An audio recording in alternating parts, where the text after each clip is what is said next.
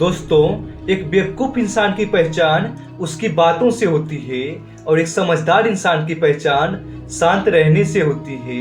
आचार्य चाणक्य भी कहते हैं कि कब क्या और कैसे बोलना है यह जान लेने पर आपको सफल होने से कोई नहीं रोक सकता।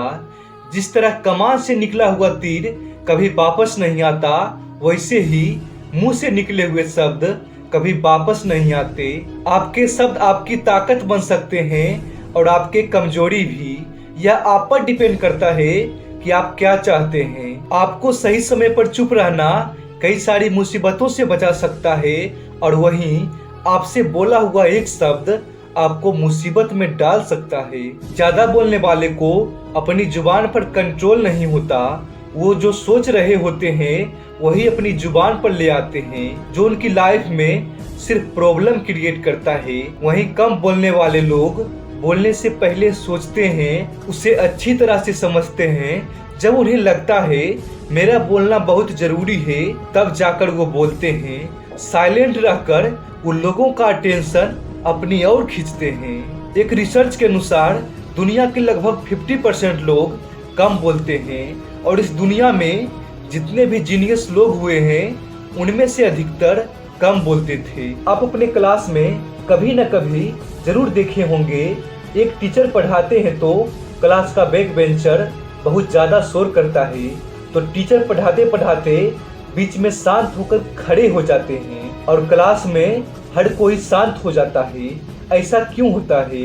क्योंकि जैसे ही टीचर बोलना बंद करते हैं, हर किसी का ध्यान अपने आप उस साइलेंट पर चला जाता है और ब्रेन में सिंगल उत्पन्न होता है कि कुछ तो हुआ है। उसके बाद हर किसी का ध्यान अपने टीचर की ओर चला जाता है। यह चीज हमारे लाइफ में भी लागू होता है। जब भी हम किसी से बात कर रहे होते हैं तो हमें लगता है कि वह हमारी बातों को ध्यान से नहीं सुन रहा है, लेकिन जब हम शांत हो जाते हैं तो हर कोई ऑटोमेटिक हमारी ओर देखने लगता है। ये होती है साइलेंट की पावर। हमें सिखाया जाता है जितना जरूरत हो उतना ही बोलना चाहिए, लेकिन मैं आपसे कहूँगा आप ज़रूरत से भी कम बोले, क्योंकि जब आप बोलते हो तो वही बोलते हो जो आपको पता है, लेकिन जब आप सुनते हो तो कई सारी नई नई बातों को सीखते हो। ऊपर वाले ने भी हमको 2 कान और 1 मुंह इसलिए दिया है कि ज़्यादा सुनो और कम बोलो।